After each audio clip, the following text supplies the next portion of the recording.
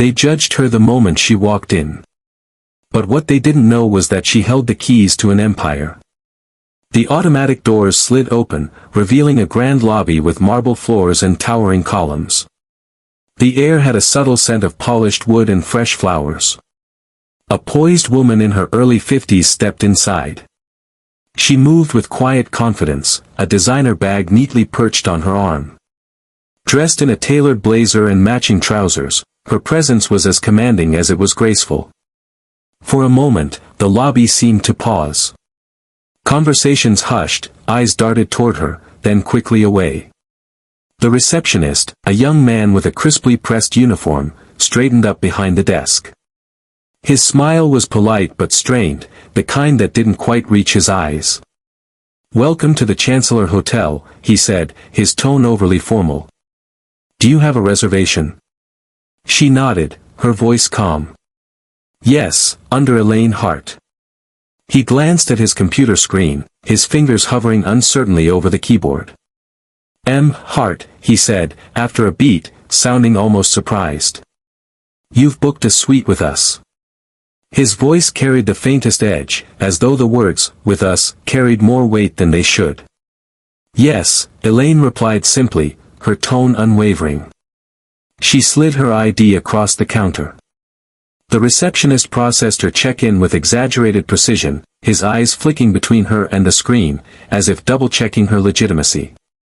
When he handed her the key card, their fingers brushed briefly. He flinched slightly, recovering with a nervous laugh. "Enjoy your stay," he offered. Elaine gave him a gracious smile and moved toward the elevators. As she walked away, she felt the weight of curious gazes following her.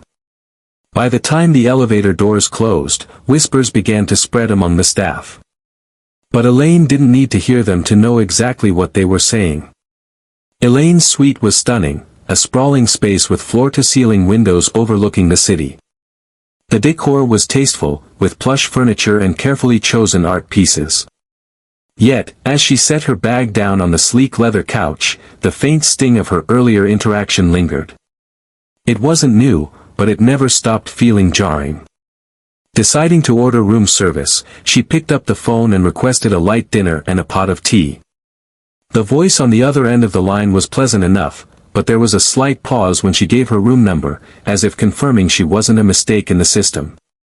When her meal arrived, the server, a young woman in her 20s, hesitated at the door. She glanced inside the suite, her eyes subtly scanning the room as if expecting to see someone else. Elaine thanked her with a warm smile, but the server's politeness didn't quite mask her unease. The next morning, Elaine ventured down to the lobby for coffee. The barista took her order without issue, but a group of guests nearby stared openly. A man in a tailored suit whispered something to the woman next to him, who gave a faint smirk. Elaine could feel their judgment, unspoken but palpable. She held her head high, ignoring the stares, and returned to her suite. Later that afternoon, she visited the hotel's boutique. The clerk greeted her with a tight smile, trailing her through the store under the guise of assistance. Elaine reached for a silk scarf, and the clerk immediately chimed in, "That's quite an expensive piece." Elaine turned to her, her expression calm. "It's lovely. I'll take it." The clerk hesitated, then nodded quickly, fumbling to ring up the purchase. Elaine handed over her card without a word, her movements deliberate and composed. Despite her resolve, the steady stream of microaggressions was wearing her down. Elaine had come here to relax, but the atmosphere left little room for ease. Instead of letting the negativity consume her, she decided to address it directly. That evening, Elaine made her way to the concierge desk.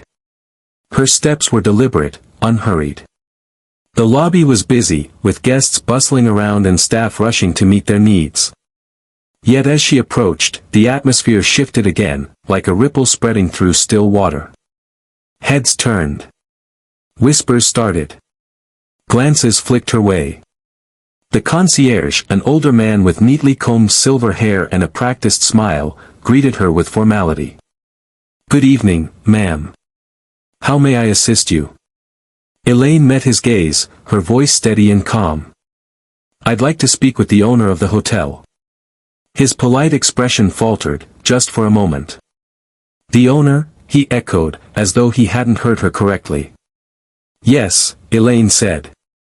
"I'd appreciate it if you could arrange a meeting."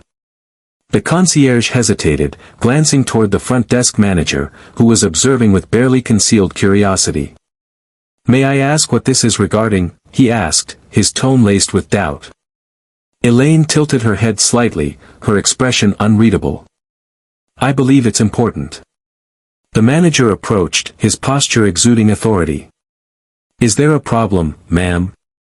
His tone was just shy of condescending. "No problem at all," Elaine replied, her voice unwavering. "I'd simply like to meet the owner." The manager exchanged a quick look with the concierge, amusement flickering between them. "I see," he said, his smile tight.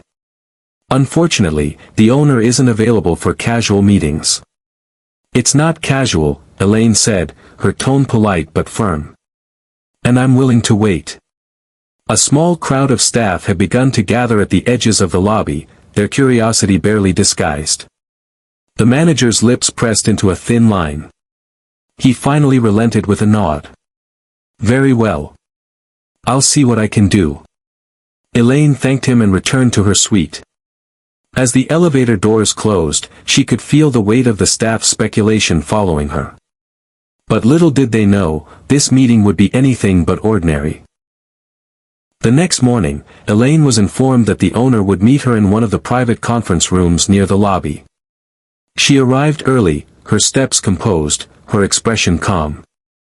By the time she entered the room, a small crowd of staff had subtly gathered nearby, their curiosity piqued. They whispered among themselves, certain she was about to be dismissed. Elaine took a seat at the polished oak table, her back straight, her hands folded neatly in front of her. Moments later, the general manager walked in. His demeanor was professional yet smug, as though he were about to handle an unnecessary complaint. He closed the door behind him and offered her a rehearsed smile. "Hart," he began. "I understand you requested to meet with the owner. Unfortunately, they are unavailable today, but as the general manager, I am more than capable of addressing any concerns you may have." Elaine regarded him for a moment, letting the silence stretch long enough to make him shift uncomfortably. Then, in a measured tone, she said, "You seem to be mistaken. I am the owner." The manager blinked, his confident smile faltering. I beg your pardon." Elaine leaned back slightly, her voice steady. "I purchased this hotel a year ago, as part of a broader initiative to create inclusive and welcoming spaces. Clearly, that vision hasn't been realized." The weight of her words hung in the air. Outside the conference room, the gathered staff froze. Their whispers were silenced, as if they were holding their breath. "I've observed behaviors here that are unacceptable," she continued, her gaze unwavering. "The subtle judgments, the dismissive attitudes, the microaggressions. These are not just lapses in professionalism. They are failures of character, and they do not align with the standards I expect from my staff." The manager opened his mouth to speak, but no words came out. His composure cracked further as Elaine stood, her presence towering despite her average height. Her voice was calm but carried unmistakable authority. "This hotel has the potential to be exceptional," she said. "But that will never happen if the people who run it cannot treat every guest with respect, regardless of their background, appearance, or assumptions." Elaine stepped toward the door, pausing with her hand on the knob. She glanced back at the manager, whose face was flushed with embarrassment.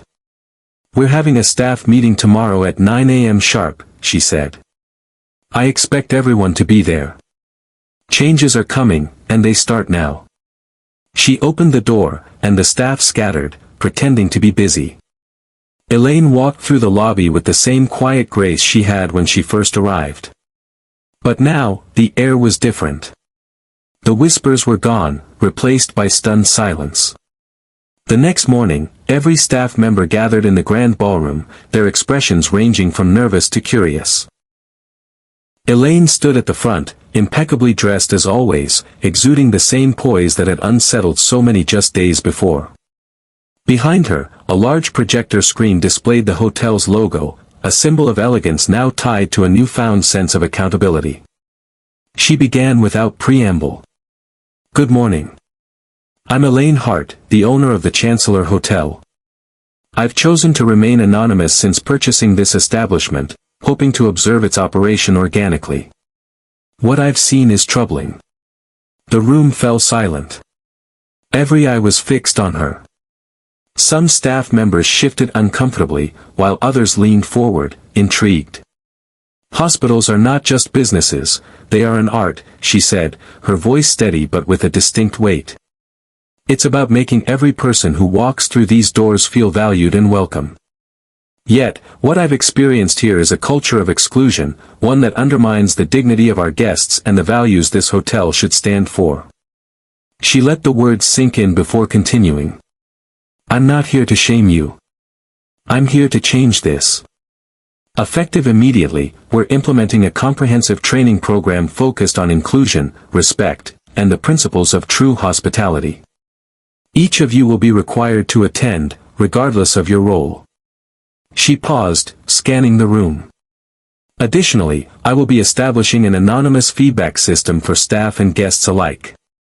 This will allow concerns to be addressed promptly, without fear of retaliation." A few staff members exchanged glances, murmuring softly. Elaine raised a hand and the room fell silent. "If you believe this is asking too much, you are free to leave. But if you stay, understand that we are building something bigger than a luxury hotel. We are creating a space where every person feels they belong. That includes you, our team." There was a shift in the room, subtle but undeniable. Some nodded slightly, others sat straighter, a flicker of understanding crossing their faces. "And one last thing," Elaine added, "I didn't come here to demand perfection. I came here to demand effort. Growth is messy, and mistakes will happen. But what matters is how we learn and move forward." The meeting ended with a round of applause, hesitant at first but growing stronger. Elaine remained composed, a small smile tugging at her lips as the staff dispersed. As Elaine checked out the next morning, the same receptionist who had hesitated to welcome her now greeted her with warmth. "Miss Hart, it's been an honor having you here. We hope to see you again soon." Elaine smiled, her response sincere. "I'm sure you will." As she stepped outside, the cool morning air filled her lungs, carrying with it the promise of a new day. Elaine didn't just own hotels, she owned the belief that dignity and respect should be non-negotiable, no matter where you came from or who you were. Her story reminds us that real change starts with one person willing to stand firm, speak up, and lead with grace.